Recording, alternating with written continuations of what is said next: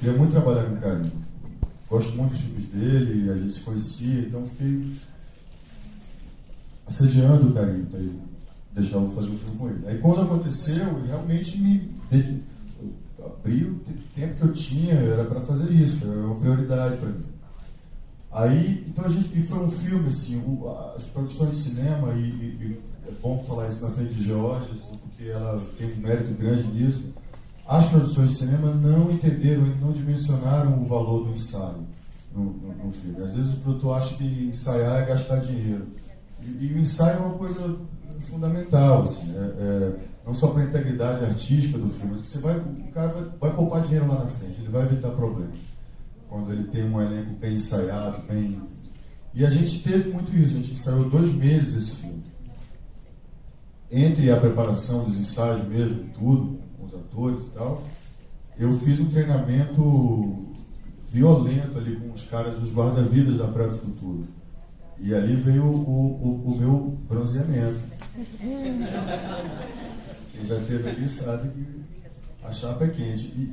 E a Praia do Futuro é uma praia muito perigosa mesmo, muito bonita, mas ela é perigosa. Se formam bancos de areia ali que são móveis, né? Então aqui tem um banco de areia e aí tem um declive gigante. Aqui tem outro. Então as pessoas às vezes se afogam a 2 metros da praia, porque elas caem nesse buraco e não tem a calma de achar.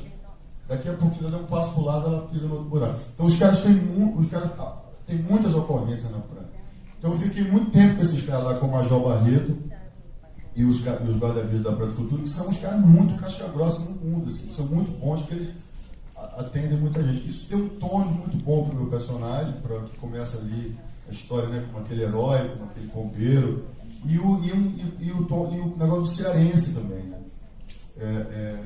Talvez para uma plateia assim de São Paulo, o sotaque nordestino seja meio que a mesma coisa, assim, mas não é, cara, isso é muito diferente. Assim, falar que nem eu tenho muita raiva quando alguém vai na Bahia e faz um sotaque, isso é o quê? Eu fico puto, então eu queria que o negócio do cearense ficasse bom, que os cearenses gostassem. Então, o tempo que eu fiquei com esses guarda-vidas lá também serviu muito para isso, o jesuíta me ajudou muito.